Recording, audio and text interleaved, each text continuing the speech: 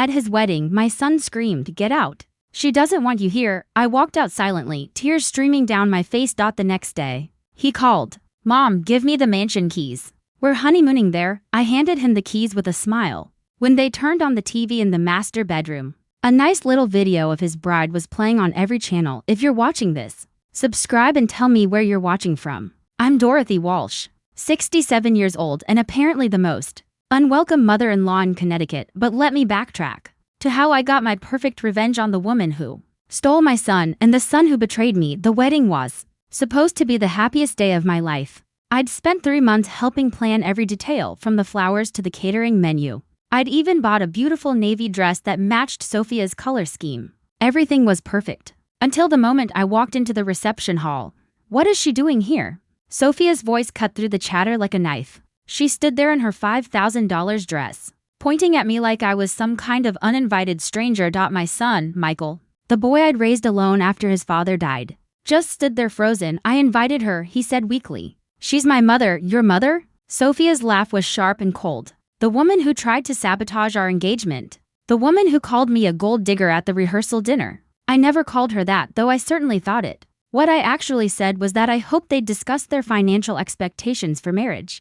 Apparently, that counted as sabotage in Sophia's world. "Get out." Michael suddenly exploded, his face red with champagne and anger. "She doesn't want you here, and honestly, neither do I. This is supposed to be our day, not another one of your guilt trips." The entire reception hall went silent. 200 guests stared at me as tears rolled down my cheeks. My own son, the boy I'd worked 3 jobs to put through college, was throwing me out of his wedding like I was nothing. I didn't argue.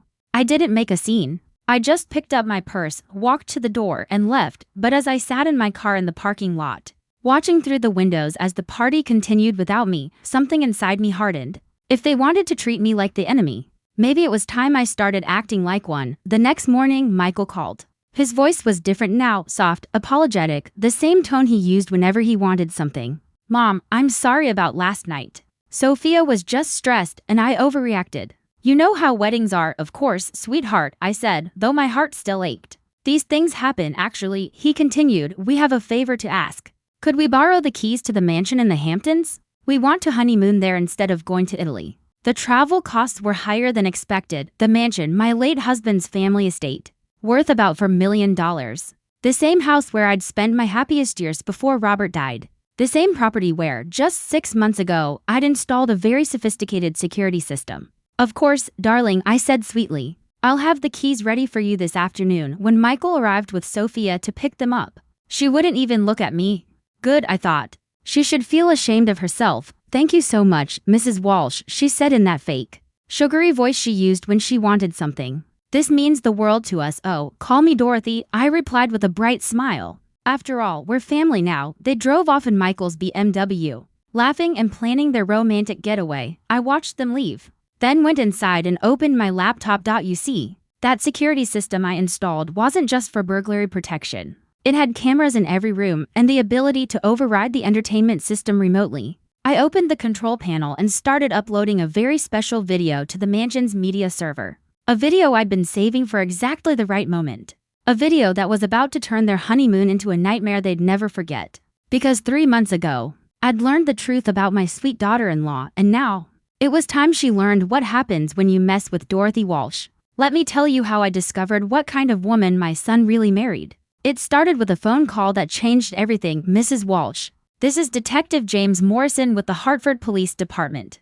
We're investigating a fraud case and your son's fiancé's name came up. Could we speak with you?" My blood ran cold. This was 2 weeks before the wedding. I was in the middle of addressing invitation envelopes when that call came in. "What kind of fraud?" I managed to ask. "Credit card fraud, identity theft, and a few other charges." Detective Morrison replied. "We believe she may have used false information to obtain credit under her previous name. The name Sophia Chen is relatively new." Sophia Chen, her name wasn't even real. I sat down hard in my kitchen chair, my mind spinning. Who had my son agreed to marry? What was her previous name? I asked. "Sarah Martinez," he said. She'd been Sarah Martinez for about 8 years until she legally changed her name. 18 months ago. Right around the time she met your son, actually. 18 months ago. Exactly when she'd shown up at the country club where Michael played tennis, claiming she was new in town and looking for lessons. How convenient, Detective Morrison. What exactly are you investigating? I asked carefully. She ran up about $75,000 in credit card debt under her previous identity, then disappeared. Changed her name, changed her entire life. Her victims were mostly older men she met through dating apps. She'd gain their trust, get access to their financial information, then max out their cards before vanishing. I felt sick. My son, my trusting, naive son, was about to marry a con artist. Have you spoken to my son about this? I asked. We tried, ma'am, he said. He refused to listen. Said we were wrong about her. Claimed she'd already told him about the name change. Said it was because of an abusive ex-husband. Of course, she'd have a sob story ready. That was probably how she'd hooked Michael in the first place. My son was always a sucker for a damsel in distress. What can I do to help? I asked. Honestly, not much, legally speaking, he said. She hasn't technically committed any crimes as Sophia Chen. But we thought the family should know what they're dealing with. After the detective hung up, I sat staring at the wedding invitations scattered across my kitchen table. 200 people were about to watch my son marry a criminal, but how could I stop it? Michael was completely under her spell. And as he'd made clear repeatedly, he thought I was just a jealous mother trying to interfere. That's when I decided to do some investigating of my own. If the police couldn't prove anything, maybe I could. I hired a private investigator, a woman named Carmen Rodriguez who specialized in background checks. Within a week, she'd uncovered more than the police had. Your future daughter-in-law is quite interesting, Carmen said, spreading photos and documents across my coffee table. Sarah Martinez was married twice before, both times to wealthy older men. Both marriages ended in divorce, with her getting substantial settlements. I studied the photographs. There was Sophia, younger, different hair, laughing at charity galas with men old enough to be her grandfather. This one, Carmen said, pointing to a photo of Sophia with a silver-haired man in a tuxedo, was Marcus Freeman, a real estate developer in Florida. They were married for 18 months. He died of a heart attack 6 months after their divorce was finalized. That's suspicious, I said. It gets better, Carmen continued. The autopsy showed elevated levels of digitalis in his system. Not enough to be lethal, but enough to cause the kind of heart stress that might trigger an attack in someone with pre-existing conditions. My hands started to shake. Are you saying she murdered him? I'm saying the timing was very convenient, Carmen said calmly. She got a $2.3 million settlement from the divorce, then inherited another $800,000 when he died. No charges were ever filed, but the family was suspicious enough to request the autopsy. Carmen pulled out another file. Then there's husband number 2, David Park, a tech executive in California. Same pattern. Whirlwind romance, quick marriage, mysterious health problems, expensive divorce. And then a convenient accident. What kind of accident? I whispered. He fell down the stairs in his home. Broke his neck. Again, no charges filed, but the insurance company fought the payout for 2 years. I felt like I was going to be sick. This woman, this predator, had somehow gotten her claws into my son, and there was more. The really interesting part, Carmen said, is what happens in between marriages. She'd take breaks, disappear completely for 6 months to a year, then resurface with a new identity, new story, new hunting ground. Carmen looked up at me. And now she's hunting your son, it appears. So, she asked quietly, what are you going to do about it? I thought about that for a long time. I could show Michael the evidence, but he'd already made it clear he wouldn't listen. I could go to the police again, but they'd already said there wasn't enough for charges, or I could wait, watch, and hope she revealed herself before it was too late. That's when Carmen showed me the final piece of the puzzle. There's one more thing you should see, she said, pulling out her laptop. I managed to hack into Sarah's old iCloud account, the one she thought she'd deleted. She's not as tech-savvy as she thinks. The video started playing and my jaw dropped. There she was, Sophia, or Sarah, or whatever her real name was, but she wasn't alone. And she definitely wasn't the innocent victim she pretended to be. When was this filmed? I asked, my voice trembling. Based on the metadata, Carmen said, about 6 months ago. Right around the time she got engaged to your son. I stared at the screen, watching my future daughter-in-law in a very compromising position with a man who definitely wasn't Michael. The audio was crystal clear, including the part where she laughed about her naive fiancé and how easy it would be to clean him out. Can you make me a copy of this? I asked. Carmen nodded. What are you planning to do? I smiled for the first time in weeks. I'm going to save my son. Even if he hates me for it. The next 2 weeks before the wedding were the longest of my life. Every day, I watched Michael get more and more excited about his future with Sophia, and every day, I learned more about who she really was. 3 days before the ceremony, I tried one more time to talk to him. Michael Sweetheart, I began carefully. Are you absolutely sure about this marriage? Have you and Sophia discussed your long-term financial goals? He rolled his eyes. Mom, not this again. Yes, we've talked about money. Yes, I know you think she's after the family money, but you're wrong about her. What exactly has she told you about her past? I asked. She was married before, to an abusive man, he said quickly. She had to change her name to escape him. She's been hurt before, that's why she's cautious about trust. But she loves me, Mom, she really loves me. The lies came so easily to her. And he believed every word. And you've met her family, he added. She doesn't have family. I reminded him, her parents died in a car accident when she was young, he said. She was raised by an aunt who's now in a nursing home with dementia. It's actually really sad, another lie. According to Carmen's investigation, Sophia's parents were alive and well, living in Phoenix. They'd tried to warn her previous husbands about their daughter's history. But by the time they did, it was always too late, Michael, I said softly. What if I told you I had proof that she's not who she says she is? His face hardened. I'd say you need to stop trying to destroy my happiness. I know you're lonely since Dad died, but that doesn't give you the right to sabotage my marriage. That hurt more than anything Sophia had done to me. My own son thought I was so pathetic, so desperate for attention, that I'd lie just to keep him single. I would never lie to you about something this important.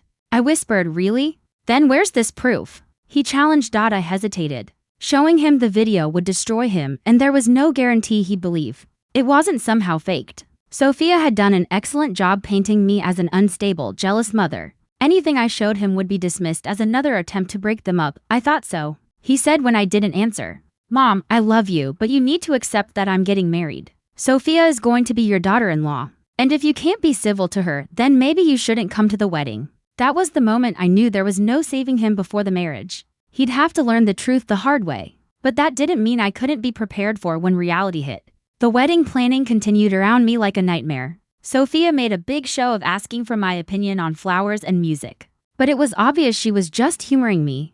Michael had clearly told her about our conversation because she started being extra sweet. As if she were proving how wrong I was about her. Dorothy, you have such good taste, she cooed, holding up fabric samples. Michael is so lucky to have such a devoted mother. But I caught the look in her eyes when she thought I wasn't watching, cold.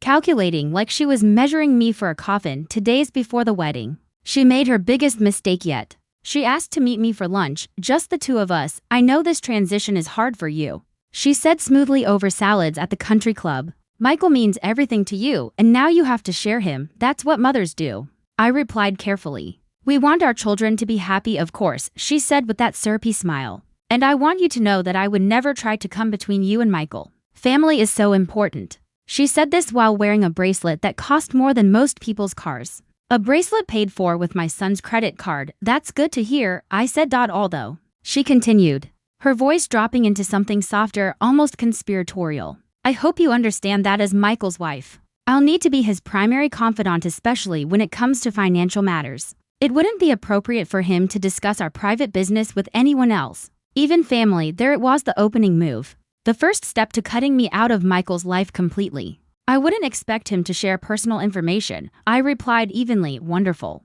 she said with a polite smile. Because I'd hate for there to be any confusion about boundaries. Michael needs to feel like he can be completely honest with me, without worrying about judgment from others. She was already setting up to isolate him, to make sure no one could warn him once she started draining his accounts. Sophia, can I ask you something? I said, of course. Do you love my son? Her smile didn't waver, but something flickered in her eyes. What a strange question. Of course, I love him. Why would you ask that? Because loving someone means wanting what's best for them even when it's not what's best for you. And I wonder if you've ever loved anyone that way. For just a second, the mask slipped. I saw the real Sophia, cold, calculating, completely without empathy. I think, she said slowly, that you don't know me as well as you think you do. You're absolutely right, I replied calmly. I don't know Sarah Martinez at all. The effect was electric. Her face went completely white, then flushed crimson. For a moment, I thought she might actually lose control. I don't know what you're talking about, she said stiffly. Of course you don't, just like you don't know Marcus Freeman or David Park. She shot to her feet so fast that her chair toppled over. This lunch is over. Sit down, Sophia. Or Sarah, whichever name you prefer. She sat, but her hands were shaking now. Here's what's going to happen, I said, keeping my voice calm and steady. You're going to marry my son because stopping you now would hurt him more than letting you go through with it. But I want you to know that I know exactly what you are. And the second you hurt him, I will destroy you. You can't prove anything, she hissed. Can't I? I pulled out my phone and showed her a screenshot from the video Carmen had found. Not the worst part. Just enough to make my point. The color drained from her face completely. That's impossible. I deleted everything. Technology is amazing these days, isn't it? I said softly. Delete doesn't always mean gone forever. She stared at the phone, then at me. What do you want? I want you to be a good wife to my son, I said. I want you to love him, take care of him, and never give me a reason to share what I know about your past. And if I don't? She asked, her voice shaking. I smiled and slipped my phone back into my purse. Then you'll find out what happens when you underestimate a mother protecting her child. She left without another word, and I sat there finishing my salad, feeling better than I had in weeks. At least now she knew I wasn't the helpless old woman she thought I was. But I should have known threatening a predator only makes them more dangerous. The honeymoon was supposed to last a week. They came back after 2 days, and Michael looked like he'd seen a ghost. They showed up at my house on Tuesday morning. Sophia's face was red and puffy from crying. Michael was pale and shaking. I opened the door with my warmest smile. Hello, darlings. You're back early. How was the mansion? You know damn well how it was, Michael said, pushing past me into the living room. Sophia wouldn't even look at me. She just stood in the foyer like she was afraid to come any closer. Probably smart of her. I'm afraid I don't understand, I said innocently. Did something happen?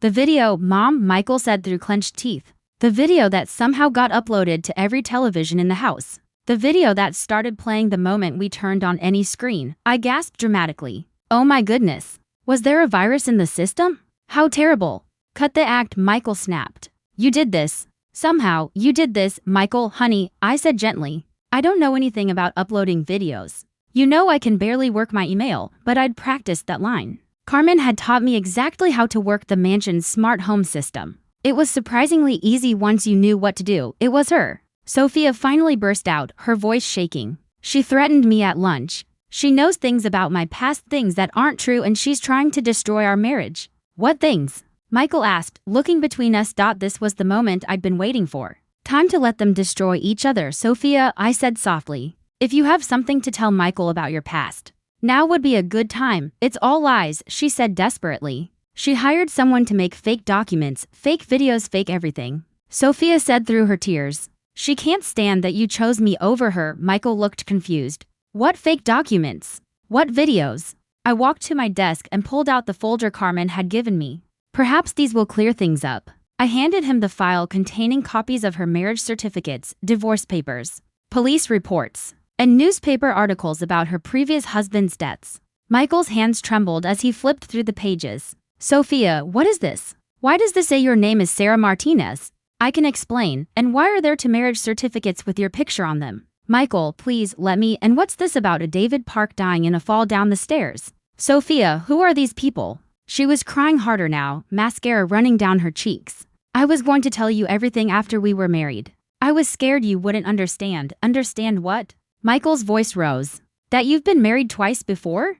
That 2 men died after divorcing you? That your real name is Sarah? It's not what it looks like. Then explain it, he demanded, his voice getting louder with every word. Explain why my mother has newspaper clippings about you being investigated for insurance fraud. Explain why there's a police report here about credit card theft. I sat down in my armchair, calm and quiet, watching as my daughter-in-law's world collapsed. It was even more satisfying than I'd imagined. The name change was because of an abusive ex-husband, she said desperately. I told you that. And yes, I was married before, but those men, they weren't good people. They tried to control me, to hurt me by giving you millions of dollars in divorce settlements. Michael's voice was like ice. I never asked for that money, she shot back. They forced it on me because they felt guilty about how they treated me. And then they both just happened to die in accidents? Michael asked, his tone dripping with disbelief. I didn't have anything to do with that. Michael turned to me, his eyes full of confusion and anger. Mom, where did you get all this? I hired a private investigator after Detective Morrison called me about the fraud case. What fraud case? I told him about the phone call, the credit card debt she racked up under her previous name, the pattern of targeting older men through dating apps, but she didn't meet me through a dating app. Michael said slowly. She met me at the tennis club, actually, I said gently, according to the investigator. She joined that tennis club 3 days before meeting you, right after she researched your family and found out about your father's estate. Michael sank into the couch like all the air had left his body. You researched my family? Michael, please, she said, reaching toward him. I love you. I really love you. Everything else was in the past before I met you. You changed me the same way Marcus Freeman changed you? He asked bitterly. The same way David Park changed you? This is different. She cried, is it? Because according to this police report, you told David Park the exact same thing, that he'd changed you. That you'd never felt love like this before. That your past didn't matter because you were different with him. I hadn't mentioned that detail to Michael. He'd pieced it together himself from the investigator's notes. My son was smarter than I'd given him credit for, Michael. I know this looks bad, but looks bad. He laughed, but there was no humor in it. He stood up, pacing around my living room like a caged animal. Sophia or Sarah or whoever you are. I just watched a video of you having sex with another man while talking about how easy it would be to rob me blind. How exactly is that supposed to look good? She froze. The crying stopped. The desperate explanations stopped. Everything stopped. When she finally lifted her head, I saw the real woman for the first time. Cold, hard, dangerous. You want to know the truth? She said, her voice suddenly steady and sharp. Fine, here's the truth. Yes, I researched your family. Yes, I joined that tennis club to meet you. Yes, I lied about my past. But so what? You got exactly what you wanted out of this marriage. What I wanted? Michael said, his voice cracking. A beautiful young wife who made you look successful, she sneered. Someone to show off at your country club. Someone to make your friends jealous. You think I didn't know you were just trying to prove something to your dead father? Michael's face went pale. That's not true, really? She shot back. Then why did you propose after 2 months? Why did you insist on having the wedding at the country club where all his old friends could see? Why did you tell everyone I was different from other women because I wasn't interested in your money? I had to admit, she had him there. Michael had always been insecure about living up to his father's legacy. You used me. He said quietly. We used each other, she corrected. The only difference is, I'm honest about it. Did you ever love me at all? He asked softly. She was silent for a long time. Then I love the life you could give me, she said flatly. I love the security, the status, the future we could have had. But love you, Michael? I don't think I'm capable of loving anyone the way you mean. That was the moment my son's heart truly broke. Not when he saw the video. Not when he read the police reports. But when she admitted she'd never loved him at all. I want you out of my house, he said quietly. It's not your house yet, she replied. Technically, it's still your mother's house until you inherit it, which, given what I know about the prenup you didn't make me sign, might be sooner than you think. The threat was unmistakable. She was already planning to take everything in the divorce. Michael looked at me helplessly. Mom, what do I do? For the first time in months, my son was asking for my help instead of rejecting it. First, I said, steady and calm, you call your lawyer. Then you call the bank and freeze any joint accounts. Then you change all your passwords and make sure she can't access anything financial. You can't prove any of this, Sophia said. Though her voice no longer carried any confidence. Actually, I replied, I can prove all of it. Carmen was very thorough in her investigation and video evidence tends to be quite persuasive. In divorce court, the look she gave me could have frozen hell. This isn't over, she hissed. Yes, I said evenly. It is. She left without another word and Michael collapsed back onto my couch. Mom, I'm so sorry. He whispered. I should have listened to you. You couldn't have known, sweetheart, I said softly. She was very good at what she did. He turned to me. How did you even know to investigate her? I sat down beside him and took his hand. Because no mother watches her son fall for someone without asking questions. And when the police called, I knew I had to protect you. The police called you first? They tried to call you, I said. But you wouldn't listen. So they called me instead. Michael was silent for a long time. She's going to try to take everything in the divorce, isn't she? She's going to try, I said. But she's going to find out that Dorothy Walsh didn't raise a stupid son. And she definitely didn't raise one who goes into battle without backup. He frowned. What do you mean? I smiled and pulled out another folder, this one much thicker than the first. I said. Your father taught me a thing or two about protecting family assets. And Carmen found some very interesting information about how Sarah Martinez's previous divorces were overturned. Once evidence of fraud came to light, Michael stared at me like he was seeing me for the first time. Mom, he said slowly. You're kind of scary when you want to be. Sweetheart, I said, patting his hand. You have no idea, the divorce proceedings started exactly as I'd predicted. Sophia or Sarah hired the most expensive lawyer in the state and immediately filed for half of everything Michael owned, plus alimony, plus damages for emotional distress. Her lawyer, a shark named Hamilton Pierce, even had the nerve to call me Mrs. Walsh. He said smoothly over the phone. I represent your daughter-in-law in the divorce proceedings. I understand you've been spreading some rather serious allegations about my client.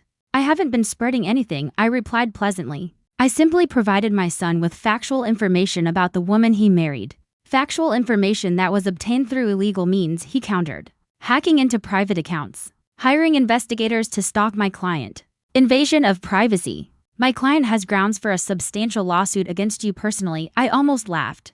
Mr. Pierce, I think you should speak with your client about her previous legal troubles before you threaten me. With lawsuits, Mrs. Walsh, he said coldly, I'm going to be very clear with you. My client is entitled to half of your son's assets. And that includes his inheritance from your husband. If you interfere with these proceedings, I will make sure you lose your home and everything else you own. How interesting, I said. Did your client happen to mention that she's not actually entitled to any inheritance? Because it's held in a trust that specifically excludes spouses married for less than 2 years? There was a long pause. What trust? The one my husband established when Michael was 16, I said. The one that protects family assets from exactly this kind of situation. I'm surprised Sarah didn't research that when she was researching everything else about our family. Another pause. I'll need to see documentation of this trust, of course, I said sweetly. My lawyer will provide copies during discovery along with all the documentation about Sarah's previous marriages and the civil suits filed against her by the families of her deceased ex-husbands. Pierce hung up without another word. 2 days later, Sarah showed up at my house again. This time, she was alone and she looked desperate. We need to talk, she said as soon as I opened the door. I don't think we have anything to discuss, I replied. Please, just 5 minutes. Against my better judgment, I let her in. She stood in my living room, looking around like she was calculating the value of everything she could see. You've won, she said finally. Is that what you want to hear? You've successfully destroyed my marriage and my life. Congratulations. I didn't destroy anything, Sarah. I simply revealed what was already there. You know Michael will never trust another woman again because of this. You've made sure he'll be alone for the rest of his life, dependent on you. That stung because there was some truth to it. Michael had been devastated and he'd been clinging to me like a lifeline ever since. Michael will heal, I said. And eventually he'll find someone who actually loves him, will he? She snapped. Because right now he's drinking himself to sleep every night and calling me at 2 a.m., begging me to explain why I did this to him. I hadn't known about the calls or the drinking. What do you want, Sarah? I asked. I want you to give me something, she said. Some kind of severance payment. Enough money to start over somewhere else. In exchange, I'll disappear completely. No drawn-out divorce, no custody battle, no lawsuits. I'll sign whatever papers your lawyers want and vanish. How much money? I asked. $2 million. I actually laughed. You must be joking, she went on, panicked now. I know about Marcus Freeman's family suing me. I know about the insurance companies investigating David Park's death. If this divorce gets nasty, if it goes to trial, all of that will come out. The media will have a field day. Michael's name will be associated with mine in every news story about Black Widow wives. She was right about one thing, a sensational trial would damage both of them. And if I paid her $2 million, she'd vanish, move to another country, change her name, and leave Michael with a quiet divorce and his reputation intact. I pretended to consider it. That's quite an offer, I said. But I have a counter-proposal. What? She asked. Nothing. You get nothing, you're insane, she snarled. Why would I agree to that? I walked to my desk and pulled out another folder. Sarah's face went white when she saw it because, I said, Carmen's investigation turned up something very interesting about David Park's death. What evidence? She whispered. Security camera footage from a neighbor's house showing you leaving David Park's home at 11:47 p.m. the night he died. Footage that shows you coming back at 1:23 a.m., staying for exactly 4 minutes, and leaving again. Sarah sat down hard in my armchair. That's impossible. The timestamp is very clear, I said. David's body was found at the bottom of the stairs the next morning. The coroner put his time of death between midnight and 2 a.m., which means you were there right around when he died. You went back because you forgot your purse for 4 minutes. And you didn't think to tell the police. She was trapped. She knew it. The security footage wouldn't be enough to convict her of murder, but it would be enough to reopen the investigation. And if David Park's case was reopened, people would take another look at Marcus Freeman's death. 2. What do you want me to do? She whispered. I want you to sign a confession. A confession to what? To fraud. To knowingly entering into marriage under false pretenses with the intent to defraud my son of his assets. Nothing about the deaths, nothing about the previous marriages. Just a simple admission that you lied about your identity and your motives. If I sign that, I could go to jail, maybe, I said. Or maybe the district attorney will accept restitution and community service, especially if you cooperate fully and leave the state voluntarily. She stared at the floor for a long time. Finally, she looked up with something that might have been respect. You really are a scary old woman. She said, I'm a mother protecting her child, I replied. That makes me the most dangerous thing in the world. She signed the confession that afternoon. Within a week, she'd filed for divorce on no-fault grounds and waived all claims to Michael's assets. Within a month, she'd left Connecticut entirely. Michael never knew about the confession or the security footage. As far as he knew, Sophia had just decided to leave quietly rather than fight a losing battle. He was hurt, angry, and confused, but he was safe. The drinking stopped after a few weeks. The late-night phone calls ended when her number was disconnected. Slowly, very slowly, my son started to heal, Mom, he said one afternoon. About 2 months after she'd left, I owe you an apology. A big one. You don't owe me anything, sweetheart. Yes, I do. I chose her over you. I accused you of being jealous and controlling when you were just trying to protect me. I threw you out of my own wedding. You were in love. People do stupid things when they're in love. I hurt you. Really hurt you. And you saved me anyway. I thought about that night in the mansion. The look on Sarah's face when she realized I'd trapped her completely. The moment she signed that confession, knowing she'd finally met someone more ruthless than she was. That's what mothers do, I said. We protect our children, even when they don't want to be protected. How did you know she was lying about everything? Even before the detective called? I smiled, remembering the first time I'd met her at that tennis club lunch. Instinct, mostly. Something about her just felt wrong. She was too perfect, too eager to please, too interested in all the wrong things. What wrong things? She asked about your father's estate before she asked about your favorite color. She knew your net worth before she knew your middle name. When someone loves you, they want to know who you are. When someone's using you, they want to know what you're worth. Michael nodded slowly. I should have seen it. No, sweetheart.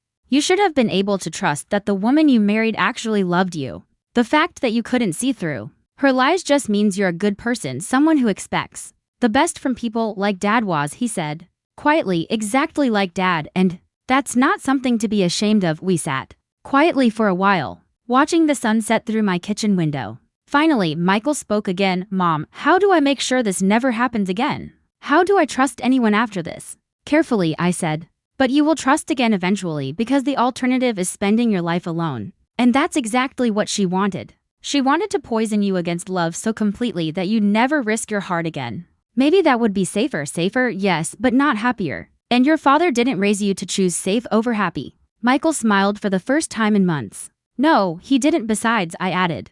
Next time, you'll have the advantage of a very paranoid mother who knows exactly how to run a background check. He laughed, and the sound filled my heart with relief. My son was going to be okay. It would take time, but he was going to be okay. And if anyone else ever tried to hurt him, well, they'd find out what I'd learned about myself through all of this. There's nothing more dangerous than a mother who's discovered she's capable of anything. 6 months later, Michael started dating again. Her name was Jennifer. She was a pediatric nurse. And the first thing she did when she met me was show me pictures of her family. This is my mom and dad at their 40th anniversary party, she said, scrolling through her phone. And this is my sister with her kids. And here's my brother at his graduation from medical school. Real family. Real history. Real life that could be verified by anyone who cared to look. She seems lovely. I told Michael later, she is. And Mom, I had Carmen run a background check on her. I smiled. And Jennifer Marie Thompson, 29 years old, born in Boston.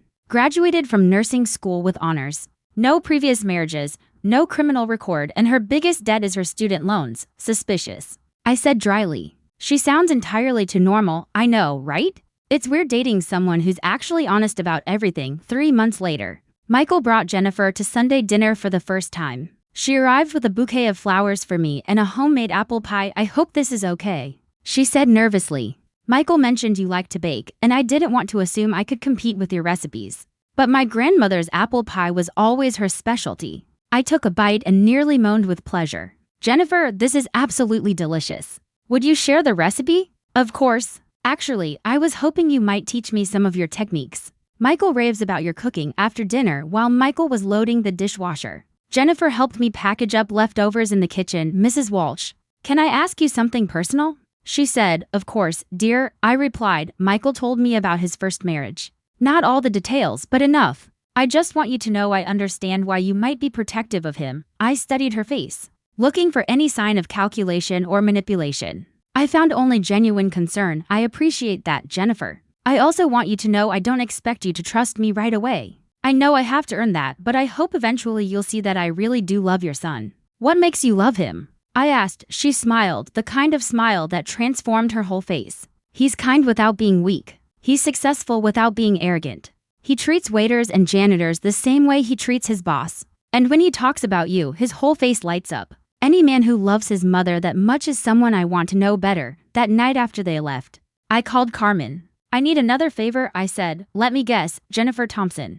You already ran a check on her, didn't you? Of course I did. The moment Michael started dating her. Seriously? Carmen laughed. She's exactly what she appears to be, Dorothy. A nice woman from a nice family who happens to love your son. No hidden marriages. No mysterious deaths of ex-boyfriends. I smiled. Good. Her longest relationship before Michael was with a guy named Steve who broke up with her because she wanted kids and he didn't. He's now happily married and speaks highly of her. Her biggest scandal is a parking ticket in college. So she's perfect. She's normal, which probably feels perfect after what Michael went through. I hung up feeling something I hadn't felt in a long time, hope. My son had found someone who loved him for himself, not for what he could give her. A year later, Michael proposed to Jennifer in my backyard garden, right next to the rose bushes his father had planted. She said yes through happy tears, and the first thing she did after putting on the ring was hug me. I hope this means I get to call you Mom, she whispered. I'd be honored, I whispered back.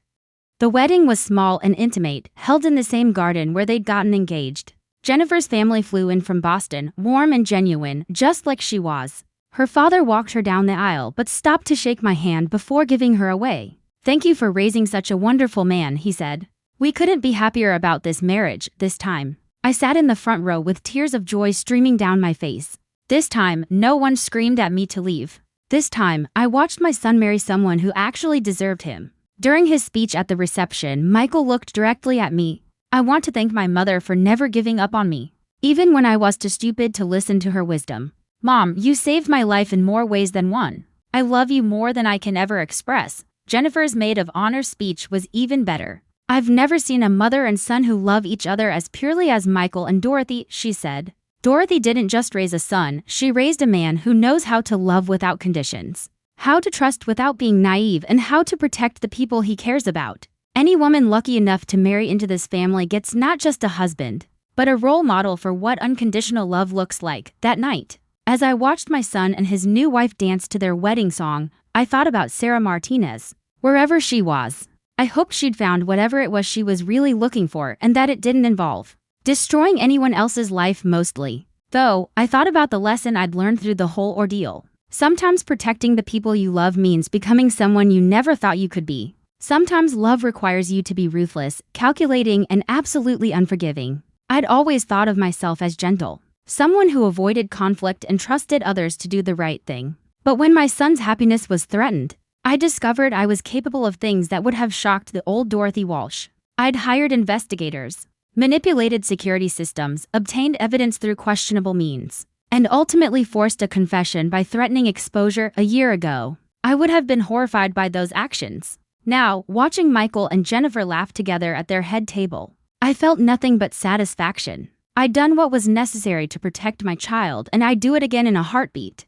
The next morning, Jennifer brought me coffee in bed and thanked me for the most beautiful wedding she could have imagined. Dorothy, I hope you know that I consider myself the luckiest woman in the world, she said softly. Not just because I married Michael, but because I married into a family where love means everything. Welcome to the family. Sweetheart, I said, hugging her tight. And thank you for making my son so happy. As she headed downstairs to make breakfast for her new husband, I sat in bed, thinking about how much my life had changed. A year and a half ago, I'd been a naive widow, trusting everyone and always assuming the best about people. I'd learned the hard way that the world is full of predators who see kindness as weakness and love as opportunity. But I'd also learned something else. I was stronger than I ever imagined. When pushed to my limits, I could be every bit as cunning and ruthless as any con artist. The difference was, I used those instincts to protect instead of exploit, to defend instead of attack. My phone buzzed with a text from an unknown number. I saw the wedding announcement in the paper. Congratulations to Michael and his new wife. I hope they'll be very happy together. Sarah Martinez, checking in from whatever new life she'd built for herself. I stared at the message for a long moment, then deleted it without responding. Some chapters of life are meant to stay closed. I got up, put on my robe, and went downstairs to join my son and daughter-in-law for breakfast, my real family. The one built on truth, love, and mutual respect. "Good morning, Mom," Michael said, kissing my cheek. "Sleep well?" "Perfectly," I said, and I meant it. After everything we'd been through, everything I'd done to protect him, this was what truly mattered. My son was safe, happy, and loved by someone who deserved him. Sometimes the best revenge isn't getting even. Sometimes the best revenge is making sure good people get the happy endings they deserve. And sometimes being a good mother means being willing to be the villain in someone else's story. I poured myself a cup of coffee and sat down with my family, finally at peace with both the woman I'd been and the woman I'd had to become. If you're watching this story, I want you to remember something: never underestimate a mother protecting her child. We're capable of anything when the people we love are threatened. And to any predators out there thinking you can target someone's family, think again. Because somewhere out there is a mother like me, and we're always watching. Thanks for listening. Don't forget to subscribe and feel free to share your story in the comments. Your voice matters.